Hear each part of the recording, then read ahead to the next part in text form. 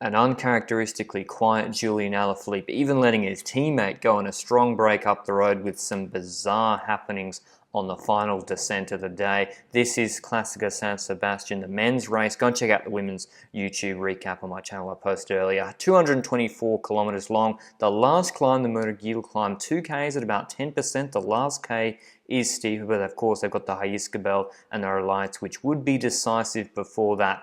A big breakaway went, but got no leash. They were kept under 3 minutes for a lot of the day, but they had teams like UAE who didn't want to chase behind, putting strong riders like Rybachenko and Valerio Conti in that break. Movistar, despite this being the biggest Spanish one-day race, sent kind of their B squad to this race, a little bit surprising. And Quickstep were the ones tasked with chasing behind alongside Ineos for Egan Bernal, Adam Yates and Jumbo-Visma, but Quickstep had the 5-star favourite in Alaphilippe. They had a strong team too with Honoré, James Knox, Cherney, etc. Trek also had Chacone Brambilla, but Javier Romo, the Spanish rider on Astana, was the strongest on the Hayiscabel. Super foggy conditions. We had a bit of spotty coverage today, and Ineos were pacing pretty hard on that climb. They had Carlos Rodriguez, young Spanish rider, Gianni Moscon, and Andre Amador as well, who just came back from Tokyo. He did the road race there, but Romo crested Hayiscabel first, got into the valley, and there were splits behind. Mohoric mentioned this in his post-race interview. He wanted to be in front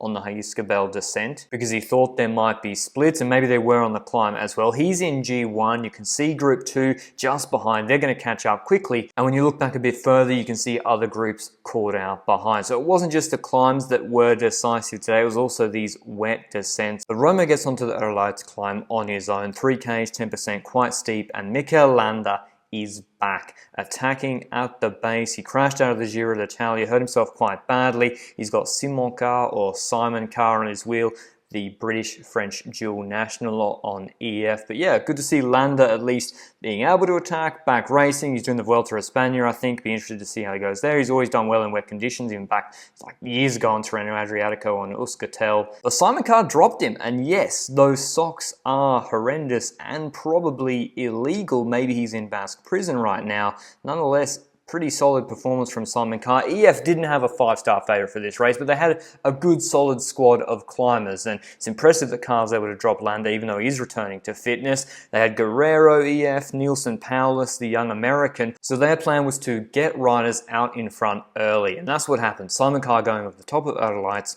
clear. There's then this flat valley after that descent before the last Murugil climb, and here you can see Mohoric on Bahrain, who'd also been trying the same strategy as EF, leading this descent. He's got Paulus, Honoré and Rota there. Notice 3 Trek Segafredo riders and 1 Ineos rider. Next minute, it cuts away. They're in the valley floor on the flat run-in, and it's just Rota, Mohoric in the Slovenian national champs too, as you remember him from the Tour de France, Honoré, who's quick, Nielsen Paulus with Simon Carr about 10 seconds ahead of them up the road. So where the Trek riders and the Ineos rider went, I don't know, maybe they decided to let them go, maybe they got dropped on the descent, but this was the group that went and they started to build a pretty big gap. And the big question mark right now was, well, why is Mikel Honoré pulling the young Dane? He's got Julian Alaphilippe behind. Quickstep weren't chasing it. He eventually sat on a little bit, but Quickstep seemed happy to let Mikel Honoré have his chance. Now, maybe I haven't seen any post-race interviews, but Alaphilippe not known for liking wet and cold conditions. Maybe he wasn't feeling so well, but that put all the pressure on Trek, Jumbo-Visma, Ineos and UAE, and it was mainly Trek having to pace. With Bernal and Yates there for Ineos, they offered a salutary pull with, I think, Carlos Rodriguez, but then pretty much let the break go. And so the gap went out to over 75 seconds with just Brambilla for Trek pulling against 2 teammates working and Rota working as well before they get onto the Murugil climb. Paulus attacks. Why is he attacking? Because Mikel Honoré is super fast, the young Dane, and if you're when you're watching Tour of Slovenia Stage 3 before the Tour, you'll see Mohoric coming second behind Aberasturi. He is also very quick, Matej Mohoric, not to be underestimated. So Paulus wanting to drop them on this climb and put a good gap in as well, because we've got a technical wet descent afterwards, or a couple of corners technical. You'll remember from Milano Sanremo, Liège in the last few years, Mohoric is able to get dropped, or he gets distance on climbs and then catch back up on descents. But he catches back up to Paulus on this climb. Paulus did about 6.9 watts per kilo for 6.5 minutes according to his Strava readout. Mohoric power was a little bit flatter. He didn't have the same spike as Powless, obviously, but they start the descent. It's wet conditions, and this happens. With 4.9 Ks to go, you can see Mohoric is unclipped. He already thinks he's possibly about to crash through this corner, which doubles back further than he thought he would, and that forces Honoré to go straighter than he would like, pushes him off his line, having to avoid Mohoric. Honoré then hits this unprotected barrier, bounces back off, and his bike bounces, takes out Lorenzo Rota. I'm not sure if it did make contact, but Rota brakes suddenly. Powless looks behind, up ahead, sees he's gapped Mohoric, puts the hammer down.